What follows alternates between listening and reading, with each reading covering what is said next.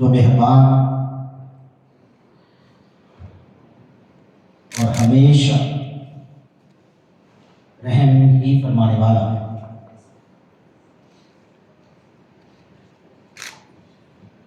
सफारतखाना इस्लामी जमहूरिया पाकिस्तान की तरफ से मुनक़िद किया जाने वाला ये रवायत और रीत के मुताबिक यौम यकजहती कश्मीर का प्रोग्राम इस बात की गम्माज़ी करता है कि कमोबेश जितनी उम्र पाकिस्तान की हुई, करीब करीब इस तक़सीमे हिंद के एजेंडे के बाद में इस कश्मीर काज की उम्र भी कमोबेश इतनी ही हो चुकी है और पाकिस्तानी बहसीयत पड़ोसी, बहसीयत इस काज के पार्टनर, हैविंग लोकस स्टैंड और बहसीयत मुसलमान उस रिश्ते और नाते के साथ जुड़े हुए हैं कि जो सदियों से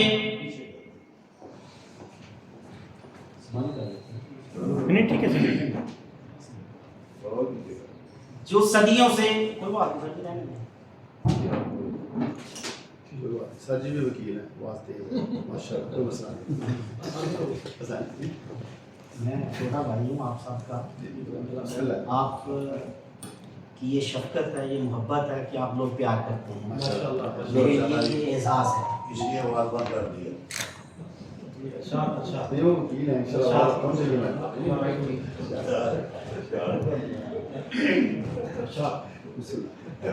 माइक ठीक कर लो। लेकिन इसके साथ साथ एक मलाल की भी कैफियत है कि क्या वजह है कि 75 साल से ये एक नासूर बन रहा है। सर जी आप पाकिस्तान अवामी सोसाइटी से ले लें सारा कुछ। हमारे पास डाइस, साउंड सिस्टम, प्रोजेक्टर, हर चीज, और पिछले एक लंबे अरसे से हम प्रोग्राम करते रहे हैं जिसमें यासीन मलिक साहब, मिशाल यासीन मलिक साहिबा, सैयद अली गिलानी शाह साहब, लॉर्ड कुर्बान साहब, लॉर्ड वजीर साहब, मलिया लोधी साहब, एक्सपर्ट दुनिया में कहीं जगह हो, India, Srinagar, Pakistan, London, America, हम सबको ऑन बोर्ड करते थे सिर्फ इस सब्जेक्ट की अहमियत के पेश नजर।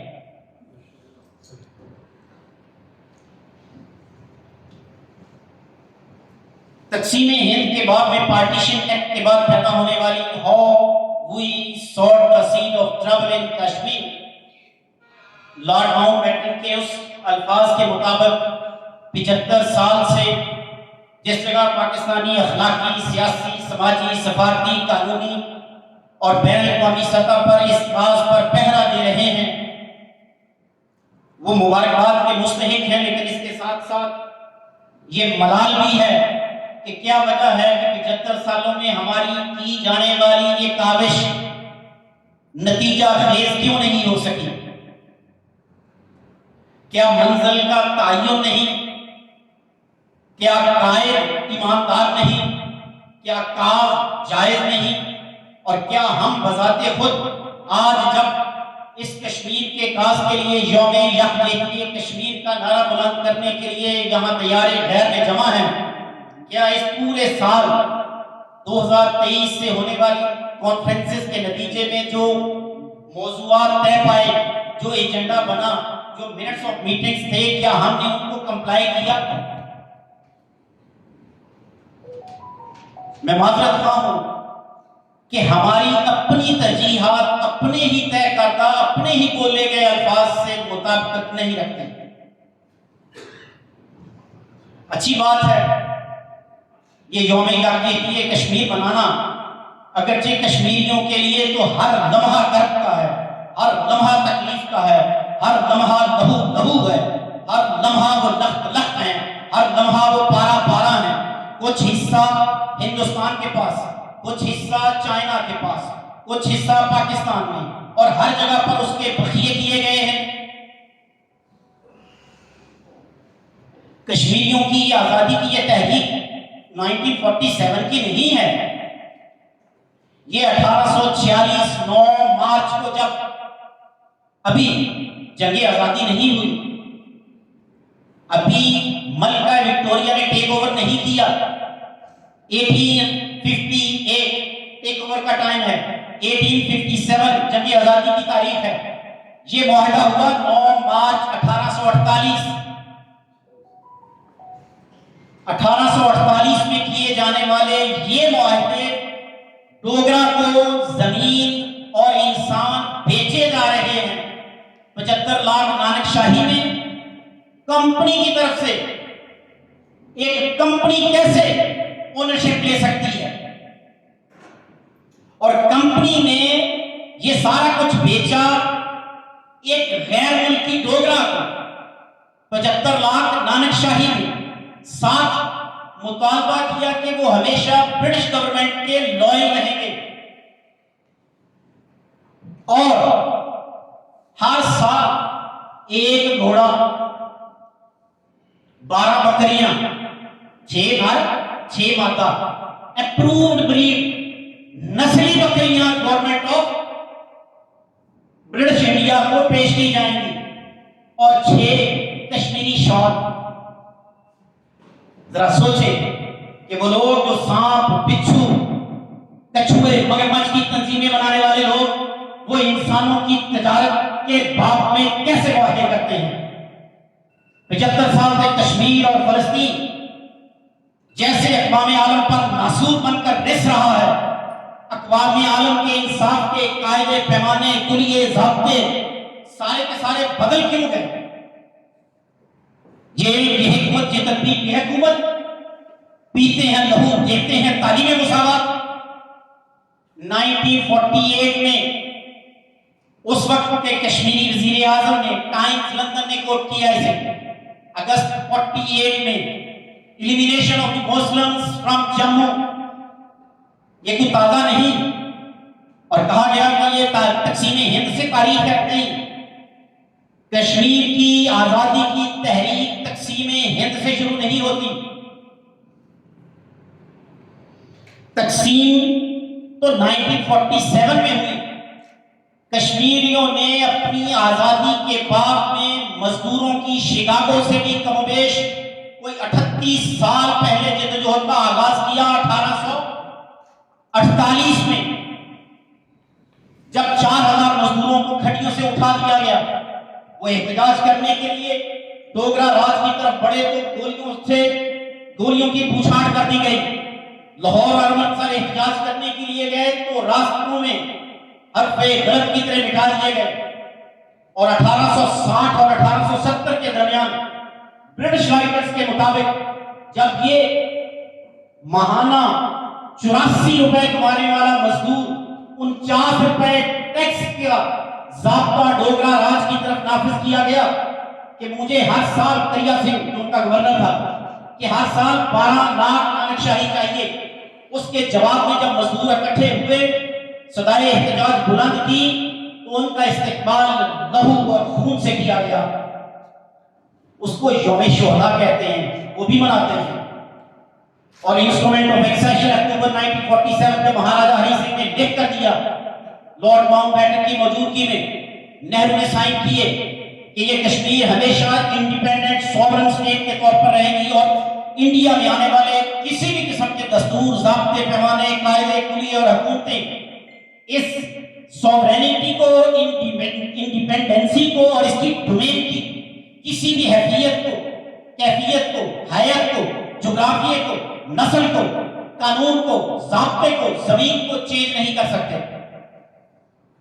और क्या वजह है कि पिछले 5 अगस्त 2019 से कमोबेश 1 साल पहले पाकिस्तान में ये डिबेट चलती है। कोई जरूरी नहीं कि आप अलमे जिहाद ही बंद करें। अगर ये अलमे जिहाद जब बंद किया जाता है तो कौमों में जमूद आ जाता है, हक बंद होता है तो हिकायत आ जाती है, कहानियां, किस्से, केमिस्ट्री, सितारे, नजूम, जादू, टूना, ये सारे रवाज पा जाते हैं। और फिर क्या वजह बनी कि 5 अगस्त 2019 को होने वाले इस बेईमाना सलूक पर हम क्यों खामोश हैं? सफारती सतह पर, बैनुल-अक़वामी सतह पर हमने यूनाइटेड नेशन को क्यों नहीं नॉक किया, international criminal court of justice को क्यों नहीं नॉक किया, इंटरनेशनल आर्बिट्रेशन काउंसिल को क्यों नहीं नॉक किया? हम लोग स्टैंड ही रखते थे, सफारती सतह पे क्यों नहीं काविश की? और पूरे इन हिमात से, तवज्जो से हम कश्मीर की ये हैसियत, इंडिपेंडेंसी की, सॉवरेनिटी की, डोमिनियनशिप की चेंज होते देखते रहे। किस हैसियत से आज हम यौम यकजहती कश्मीर मना रहे हैं? जुलाई 13 में जब 21 लोगों ने जान दी अजान देने के लिए, क्या वो दिन नहीं? 24 अक्टूबर 47 जब इंस्ट्रूमेंट ऑफ एक्सेशन साइन हुआ, क्या वो यौम सियाह नहीं? 26 जनवरी जिसे वो यौम जमहूरिया कहते हैं, क्या वो यौम सियाह नहीं? किस किस दिन को मनाना चाहते हैं? या दिन मनाना है सिर्फ ईद के लिए कि आए बैठे दुआ खैर करते हैं, कुलखानी करते हैं, कुरान पाक पढ़ते हैं, तिलावत करते हैं, अजर और सवाब होगा? ये कैसी यकजहती है? मौला रूम ने कहा था कि हेज चीजें खुद ब खुद चीजें नीस्त, ये जहां खुद ब खुद तेरे नीस्त, लोहा बजाते खुद तलवार नहीं बन सकता, और चीज बजाते खुद कोई वैल्यूएबल गुड नहीं बन सकती। जब तक हमारे अंदर मौत का खौफ रहेगा, हम, हमारी आने वाली नस्लें ऐसे ही कटती रहेंगी, मरती रहेंगी, लहू लहू रहेंगे, जैसे आज वतन लहू लहू है। और मुझे अक़वाम मुत्तहिदा की करारदादों के साथ पता नहीं अब यही है कि नहीं, जनवरी 48 को इंडिया गया, 5 जनवरी, 17 जनवरी, 9 साल को रशिया इसको वीटो करता रहा यूनाइटेड नेशन। फिर ये सियासत की नजर हो गया, 48 की जंग गई, 65 की गई, 71 की जंग की वजह भी कश्मीर, 99 की जंग हासिल क्या किया हमने? हमारे तो अभी तक 11 जजीरे उनके पास हैं, सियाचिन उनके पास है, करगिल दोबारा उनके पास है, 7 किस्म की उन्होंने इन्फेंट्री फोर्सेस बॉर्डर पे लगाई हुई हैं। हम यौम यकजहती कश्मीर मना रहे हैं, क्या फर्क इससे? क्या सादगी है मुसलमानों की कि जो वक्त क़याम है वो वक्त जज़ा और सवाब और अजर और कुलखानी और रस्म और रवाज पे लगा दिया।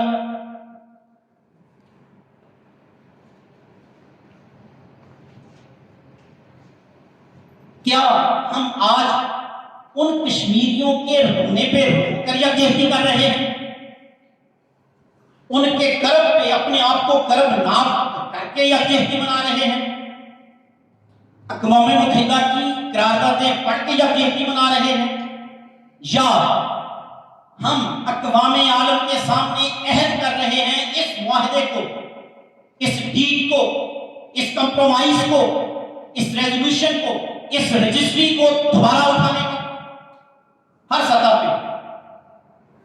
और मुझे कहने दीजिए, सफारती महाज पे जो कामयाबी हजरत कायद आज़म के दौर में हुई आज तक नहीं हो सकी। हुकूमतें सारी बराबर की शरीक हैं, अगयार की साजिश अपनी जगह, जंग बरतानिया, जर्मनी और इत्तेहादियों की हुई, तकसीम तुर्क हो गए। प्रोफेसर मुनव्वर मिर्जा साहब की एक किताब है छोटी सी, हिंदू मेंटेलिटी, अगर हम पढ़ लें तो समझ आ जाएगी कायद आज़म ने फोर्स क्यों कहा था। आज इंडिया का मुतालबा मकबूजा कश्मीर का नहीं है, आज वो मुतालबा कर रहे हैं जो पाकिस्तान के पास कश्मीर है हमने वो लेना है।